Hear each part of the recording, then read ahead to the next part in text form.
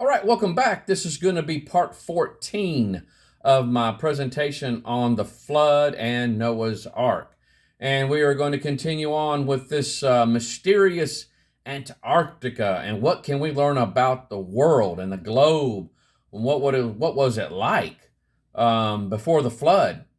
And so what was the world like? What does the scientists think, secular and Christian, both? What do they think about Antarctica in the past? And how the things that we've been talking about that they have found there, how did they get there? Just like the North Pole, they found evidence of tropical vegetation up there. And the North Pole? I mean, we're talking about the Arctic Circle. How? How? You're not going to get tropical vegetation up there to grow up there. And even you're not going to get, you're sure not going to get hardly anything to grow in Antarctica. But yet they found evidence of trees 100 feet tall in Antarctica. Several forests is what they're saying. And so, what was it like? And so, but we're going to now start to dig in deeper into this and try to find out what some of the theories that's been proposed. And for some of my creationists out there and Bible students, whenever you hear these topics being brought up, you'll now have something that you can, something familiarized about this that you can look back on and go, oh yeah, I know about that, and you'll be able to share that information. So all this information that I'm sharing, guys, on all my presentations, anything that I got, freely use them as you wish. And so you got my permission. And so if they don't believe you, then let them see the video where I said you can use it. So use it like you wish. It's, I received, freely given. And so I want you guys to have this information. And so, but at any rate, if you'll notice on the screen here, let's go to theory number one. Theory number one. Theories on how the trees got there. And so one of the popular views is that the continent Antarctica has not always been at the location that it is now. It's not always been at the South Pole. And so they call it Pangea. Pangea. You will hear this term. It means all earth or all the earth. Pan means entire, and that word Gea is really a play. It's really Gaia, Mother Earth, Mother Earth. You'll hear that term used in New Age circles. So it's a play on two words, entire Mother Earth. Now, it's a hypothetical ancient supercontinent, is what you'll say. Sometimes you'll hear it called Pangea. Sometimes you'll hear it called supercontinent, a supercontinent, that all the continents were brought together. They weren't separated like they are now. That all of them were brought into one landmass called a supercontinent. The theory was introduced in 1912. Now, I did see another date of 1915. So somewhere between 1912 and 1915 is when it was first introduced by a German scientist called Alfred Wegener. And now, my last name is Wagener, and it's German. And so now I have heard that my last name is spelled so many different ways, and I've seen it spelled so many different ways. And so I don't know if this guy right here is somewhere down the family tree. So if it is spelled Wagener, but it's Wegener. And so I'm just going to say, we'll just call it that. But at any rate, and you see that picture down there. You'll see that picture down there. That is what you will commonly see whenever you hear the term Pangea. All right, let's look at some notes about Pangea. The supercontinent was surrounded by a global ocean called Panthalassa. We'll just say that. I may have pronounced that wrong, which means all water, all water. A supercontinent is a landmass comprising more than one continental core or craton. You'll hear it referred to as a craton. Supercontinents are considered to form in cycles, coming together and breaking apart again through plate tectonics. The supercontinent began to break apart about 200 million years ago during the early Jurassic period. Now, of course, I'm giving you the secular timeline here. Eventually forming the modern continents and the Atlantic and Indian Oceans. The continental drift theory was introduced by Alfred Wegener and proposed that the continents were floating and constantly drifting on the Earth's surface. He thought the continents plowed through the ocean crust like icebreakers smashing through ice. The continental drift theory was rejected by scientists on the basis of a mechanism to explain how the continents could move. Fellow scientists accused him of pseudoscience. Now, that word pseudo means not genuine. So basically, what they were saying is that they were accusing him of not genuine science. He wasn't thinking rational, or it was a false science. They also said that he had delirious ravings and suffering from moving crust disease. Later, the theory of plate tectonics by Henry Frankel was accepted, though a mechanism had not been given either. Wegener's theory paved the way for plate tectonics and seafloor spreading. Now, when you look at Pangea here, now one of the reasons, the evidence that they give, one of the evidences that they give to promote the theory was that they find similar fossils on different continents. So if you see these colored dots here, the different colored dots are fossils. And so they use that.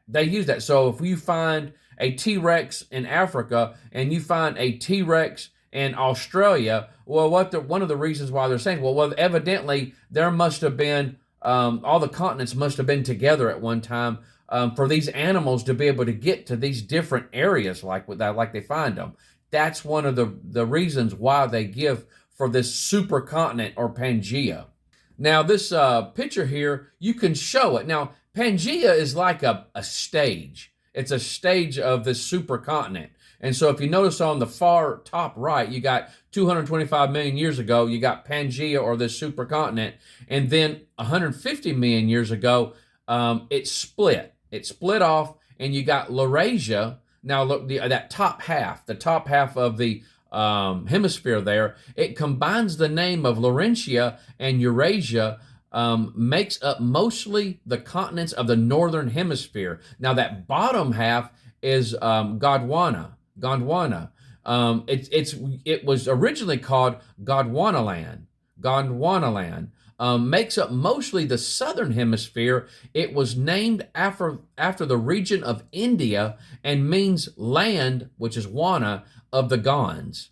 And then again, you got 100 million years ago, you got the continents still splitting apart, but you got North America, and then you got Europe and Asia, South America. It start to becoming more of the continents that we know today. And then Earth today, we have these continents now. And so that is how they believe everything has split apart. Now, this right here is from a high school biology textbook. And this is from McGraw-Hill in 2017. And so I'm just going to read this real quick. It says, scientists also think that the course of evolution in the Cenozoic era was shaped by the massive geological changes shown in Figure 10. And that's the Earth moving from this Pangea to where the continents are today. While, that characterized the Mesozoic era, it went on to say, while it might appear to us that continents are immobile, they have been moving since they formed. And then they bring up Alfred Wegener, a German scientist, presented the first evidence for continental drift in the 1920s. And so now here they give a different date than even the further from the 1915. And so, but the 1912 and 1915 seem to be a popular dates of it. But here they even mention in the 1920s. And so, but at any rate, continental drift has since become part of the theory of plate tectonics. Plate tectonics describes the movement of several large plates that make up the surface of the Earth. These plates, some of which contain continents, move atop a partially molten layer of rock underneath them. It says that the evidence that paved the way for the supercontinent theory is the jigsaw puzzle fit of Europe and Africa matching closely with North and South America. A Christian geologist named Antonio Snyder was the first to publicly comment on the jigsaw puzzle fit in 1859. He believed that the spreading or separating of the continents occurred catastrophically during the biblical flood. And so he's looking at it from a biblical worldview. If it did happen, it happened during that time when the fountain of the great deep burst open. Going on, it said, Christian and secular scientists agree that the observational evidence supports a supercontinent that split, though one view is catastrophism and the other view is uniformitarianism. Now, of course, those two views way back is what defined the Bible believer from the secular believer. And so we talked about that before. But if you notice that, guys, if you look at that picture there, it looks like they would slip that right back together like a puzzle, and that jigsaw effect. Now, it says the biblical view has the Pangea model being just an underwater stage. An underwater stage. Now, there are creationists, the creation scientists, geological creation scientists, that do believe that there is very strong evidence that there was a supercontinent. There was a supercontinent. But the Pangea model that you see in these books was just a stage during the splitting apart during the biblical flood. And that the Pangea model was all underwater. It never came above the water where animals were living on it. It was just a stage of the movements of the crust of the continent that used to be there. And they called that continent Rodinia. Now, the Pangea model, when it was underwater, the underwater stage, they said that it didn't last probably no more than a few weeks at that stage of what we always see, Pangea. But during the destruction of the pre-flood world, it was just a few weeks that it looked like the Pangea picture that we commonly see. But before then, there was a model called Rodinia. Now, I will say this. I looked online for a good picture of Rodinia, and I could not find one. I just couldn't find one to show you guys that was satisfactory to me, that gave a good picture of what that land looked like before the flood. So if you want to go online and look at it, it's Rodinia, and you can see there's just a conglomerate of different pictures of what they believe that it looked like. And so, but what does the Bible have to say about this? Is there anything in the Bible that we can get to kind of correlate some type of supercontinent? And you got Genesis 1:9. Genesis 1:9, this is King James Version. It says, and God said, let the waters under the heaven, be gathered together onto one place, and let the dry land appear. So that's given an idea that the waters were all together. They were in one area. They weren't separated. They were all together.